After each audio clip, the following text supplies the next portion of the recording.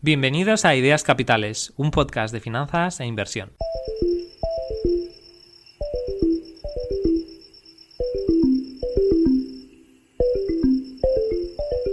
Mi sistema de inversión es bastante fijo. A grandes rasgos, los oyentes regulares de este podcast no se sorprenderán al saber que el 90% de mis inversiones en bolsa están en varios fondos indexados y diversificados. Pero de vez en cuando me salgo un poco del guión, de esa guía, o tomo algunas acciones específicas que cambian los porcentajes de mis inversiones. Hoy voy a hablarte de 3 de estas decisiones, por qué las he hecho y el impacto que tienen en mi cartera total. Las ideas principales de este podcast estarán enfocadas en cómo pequeños ajustes pueden contribuir a una mayor diversificación y una gestión del riesgo, así como el aprovechamiento de las oportunidades actuales de mercado. El primer cambio empecé a implementarlo en enero del año pasado, es decir, en 2022, intentando conseguir una mayor diversificación.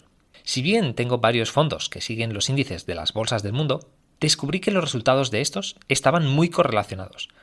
Por ejemplo, invertir en bolsa global e invertir además en bolsa de Estados Unidos u otros países desarrollados no aporta tantas diferencias. La bolsa global incluye a todas las demás, y las bolsas de los países desarrollados, a pesar de que pueda haber excepciones a nivel de un país u otro, en agregado suelen moverse en una dirección similar.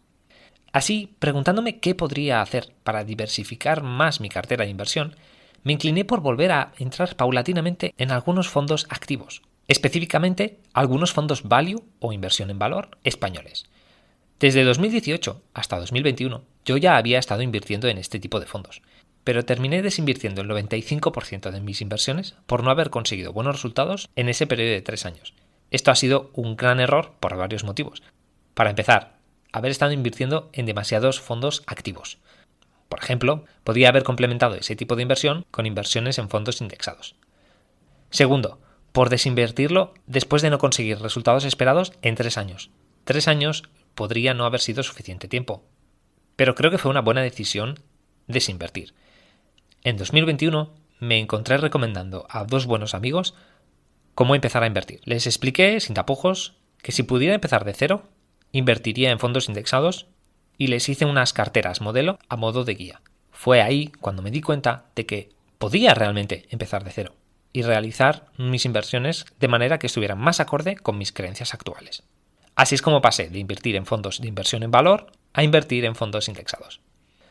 Como digo, en mi búsqueda por mayor diversificación, me topé con algunos análisis, estudios y artículos de Morningstar y Vanguard en los que se demostraba que los fondos value podían aportar un toque de diversificación y tener cierto sentido en caso de incertidumbre económica.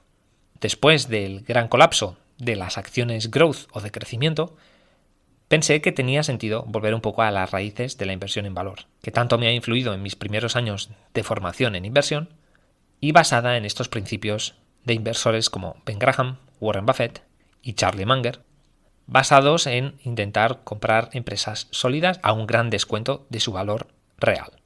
Los fondos value en los que actualmente estoy invertido son Magallanes European Equity, gestionado por Iván Martín. También tengo otro fondo de esta casa de inversión, el Microcaps Equity, que invierte en pequeñas compañías, pero ya no aceptan más contribuciones de partícipes, a modo de mantener un fondo pequeño. El segundo fondo es el Oros Internacional, de los gestores Javier Ruiz, Alejandro Martín y Miguel Rodríguez. Me gusta su filosofía de inversión, así como su transparencia. No solo los gestores son transparentes invirtiendo su propio dinero en el fondo, alineando así sus intereses con los de los partícipes, sino que también publican la fecha de sus contribuciones en su página web. Es de mucho agradecer y yo creo que sería positivo que otros gestores hicieran algo parecido. Por último, el fondo Fundsmith, gestionado por Terry Smith. Este fondo no es español, pero sí tiene una filosofía de inversión en valor interesante. Ya solo estos 4 fondos me están aportando bastante diversificación. Primero, Microcaps Equity, empresas de capitalización pequeña. Es un segmento muy específico. European Equity, acciones europeas. Por otro lado, Oros Internacional y Fundsmith invierten en acciones de manera global. Y además, todos estos 4 fondos me están dando un enfoque value, que sí que va a aportar diversificación comparado con el gran grueso de mis inversiones en fondos indexados. Otro fondo en el que me habría gustado volver a invertir, después de haber vendido mis participaciones, es Advalor. El motivo es simple.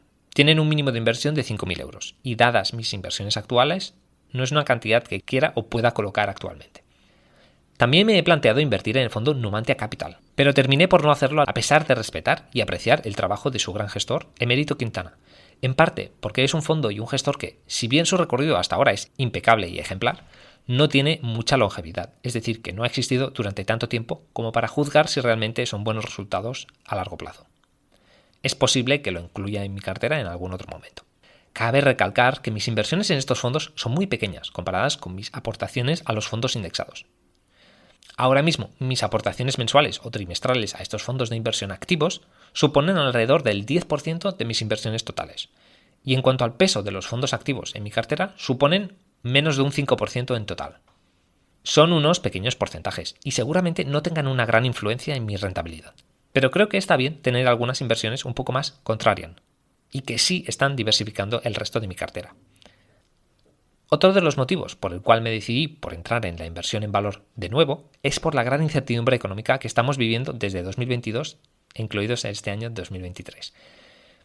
Como he comentado, esto me hizo repensar que quizás en un entorno así, los gestores de fondos activos value podrían obtener buenos resultados. Una de las herramientas más interesantes de MyInvestor es el análisis de X-Ray proporcionado por Morningstar, donde he podido ver que no solo mis inversiones están muy correlacionadas, sino que también estoy muy expuesto a un tipo de inversión, en grandes compañías y de alto crecimiento.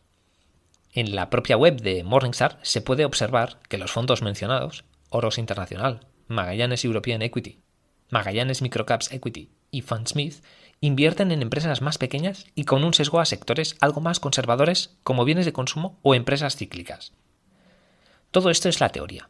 ¿Podrían hacerlo estos fondos mejor en un entorno de incertidumbre? ¿O si nos vemos abocados a una crisis económica? Es posible. Soy totalmente consciente de que la mayoría de gestores, incluso aquellos que han logrado resultados excepcionales en varios momentos, probablemente no consigan mantenerlos a largo plazo. Teniendo todo esto en cuenta, decidí invertir. Pero como estás viendo, lo hago en cantidades bastante pequeñas. Sigo creyendo fervientemente en la inversión indexada. Las comisiones son mucho más bajas y me aseguran la rentabilidad del mercado. ¿Por qué estoy haciendo estas pequeñas apuestas entonces? Porque he encontrado evidencia de su poder diversificador, además de las menores valoraciones de este tipo de empresas value. Comparando las valoraciones con empresas de alto crecimiento, las acciones value son atractivas actualmente, según Validea, una empresa de análisis financiero y de mercados. También, según un reciente estudio de Vanguard, la gran comercializadora de fondos indexados de bajo coste, las acciones value podrían rendir mejor de aquí en adelante, debido a la fuerte recuperación que han experimentado las acciones de alto crecimiento en comparación con estas. Como no he podido encontrar fondos comercializados en España, value, indexados, a pesar de que existen en Estados Unidos, he optado por seguir este camino de invertir en este tipo de fondos a pesar de que son fondos activos. ¿Te está gustando este podcast? Si es así, te animo a que le des un me gusta, lo compartas con alguien que también pueda disfrutarlo y dejes una valoración u opinión en la plataforma donde lo escuchas. Sería de gran ayuda para que otras personas conozcan el podcast y se beneficien del valor que pueda tener. Muchas gracias. Mi segunda inversión, fecha de agosto, fue una aportación extraordinaria a small caps o empresas de pequeña capitalización.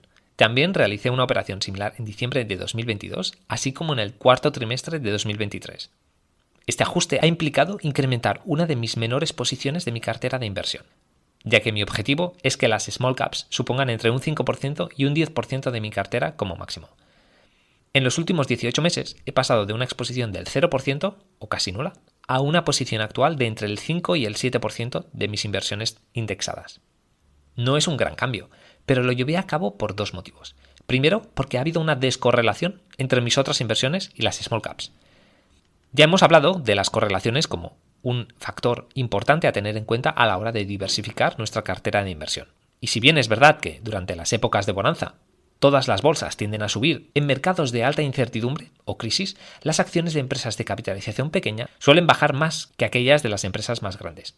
El motivo es que cuando las cosas no van bien, los inversores tienden a priorizar inversiones más seguras, favoreciendo sectores defensivos y empresas con mucha solidez.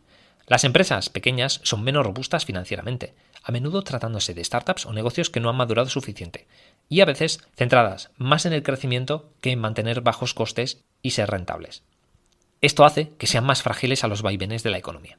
En 2022 y 2023, después de las caídas en bolsa, el índice estadounidense Standard & Poor's 500 ha recuperado casi todas las pérdidas que ha tenido. Pero debido a la situación de incertidumbre económica, las small caps no han seguido ese mismo recorrido. Nos encontramos, pues, ante una situación atractiva para invertir en este tipo de empresas más pequeñas. Según un análisis de First Eagle Investments, la valoración del Russell 2000, un índice de empresas de pequeña capitalización, desde 1997 muestra que las small caps están en su punto más barato desde la gran recesión de 2008-2009. También los analistas de Validea han analizado este tipo de compañías en comparación con empresas de gran capitalización. Lo que han encontrado es que en muy pocas ocasiones las small caps han estado tan baratas, según varias métricas. Mi tercera y última decisión de inversión que he tomado es también la más reciente. Quizás la menos sorprendente y desde luego la que menos se desvía de mi plan regular. La dividiré en dos partidas. La primera. Hasta hace muy poco, el índice estadounidense Standard & Poor's 500 había experimentado algunas caídas en los últimos meses. Desde primeros de agosto, cuando tocó máximos de 2023, y hasta finales de octubre, el índice bajó un 10% aproximadamente. Como ya he mencionado en anteriores ocasiones de este podcast, aprovechar caídas de la bolsa para hacer aportaciones adicionales es algo a lo que un inversor a largo plazo debería estar atento. Así que es exactamente lo que he hecho. En lo poco que llevamos de noviembre, el índice estadounidense ha estado subiendo, supuestamente porque los mercados anticipan que no va a haber nuevas subidas en los tipos de interés por parte de la Reserva Federal de Estados Unidos.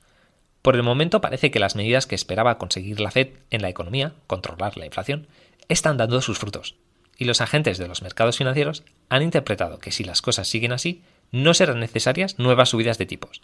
Esto, en principio, debería ser bueno tanto para las bolsas como para los inversores en deuda o bonos. Veremos cómo se desarrollan las cosas en los siguientes meses. Si bien hay menos analistas que prevén una recesión en el país anglosajón a día de hoy, nunca se sabe qué puede pasar. ¿Quién vino a venir la crisis del coronavirus en 2019? ¿O la invasión de Ucrania por parte de Rusia en 2022? Así como la consecuente crisis en las cadenas de suministro. La segunda parte de esta tercera decisión de inversión ha sido un aumento también en mis inversiones en emergentes. Desde junio de 2021, el fondo de Vanguard en bolsa de países emergentes se ha desplomado un 30% aproximadamente. En línea con lo que vengo comentando, he decidido aumentar mi exposición en estas bolsas, a pesar del riesgo añadido que otorgan. Invertir a contracorriente es una idea fundamental, pero a menudo difícil de ejecutar en el mundo de la inversión. Cuando las cosas no van bien, las personas tienden a mostrarse cautelosas y quizás incluso decidan dejar de invertir o cambiar a inversiones más conservadoras. No obstante, es precisamente cuando las cosas no van bien que se dan oportunidades de inversión. No nos engañemos a nosotros mismos. Las acciones cotizan a un descuento por algún motivo cuando hay más incertidumbre. ¿Qué pasará con las economías de estos países? ¿Entrarán en una recesión? ¿Va a estallar una potencial burbuja inmobiliaria en China? Las implicaciones de estos hechos podrían ser catastróficas. China supone un tercio del total del fondo de Vanguard en países emergentes. Pues claro que una crisis inmobiliaria o una recesión hundirían más la bolsa. Si el mundo estuviera eufórico y viviendo una situación de bonanza, no habría muchas preocupaciones, y por ello existiría menor pesimismo en los mercados. De todos modos, repito, hago todas estas reflexiones desde la teoría, y está por ver cuál será la rentabilidad en los países emergentes. Es posible que Estados Unidos siga dominando el crecimiento bursátil en la próxima década, a pesar de que en Europa y en países emergentes las valoraciones son mucho más atractivas. Pero la lógica y la historia nos sugieren que, a largo plazo, partiendo de valoraciones más bajas, la rentabilidad debería ser más alta. No quiero terminar este capítulo sin hacer hincapié en algunos temas sobre los cuales voy a hacer cambios en el futuro próximo. Algunos temas en los que tengo puesto mi ojo actualmente son los siguientes. De nuevo, las pequeñas compañías, mercados europeos y emergentes, así como la inversión value. Todos estos, según varios indicadores, parecen estar a precios atractivos, cotizando a descuentos comparados con grandes compañías, mercado estadounidense y la inversión en empresas de alto crecimiento. Pero otro tema muy importante al que estoy prestando atención, y del cual no he hablado todavía, es uno sobre el que me gustaría hacer un poco más de análisis e investigación para comentar en profundidad en el podcast: los bonos o la deuda. Siempre he sido bastante reticente a invertir en renta fija, lo que ha jugado en mi favor. Esas inversiones han sido bastante poco lucrativas en la última década y media debido a los bajos tipos de interés, así como a las subsecuentes subidas de los tipos.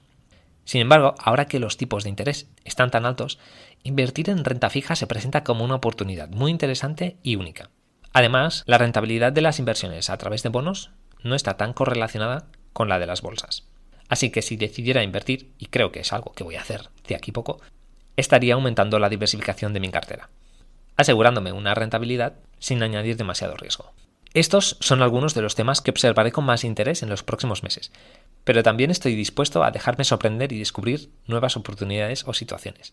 Es probable que luego no tome ninguna acción después de haber investigado cierto tema o haber aprendido algo nuevo, pero un contexto o coyuntura suficientemente atractiva, segura o clara puede que me lleve a tomar una decisión.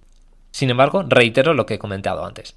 Sigo pensando que el 90% de mis inversiones deberían seguir como están, en fondos indexados. Así que cualquier medida que pueda tomar en el futuro será con muy alta probabilidad algo relativamente pequeño en relación a mi cartera actual.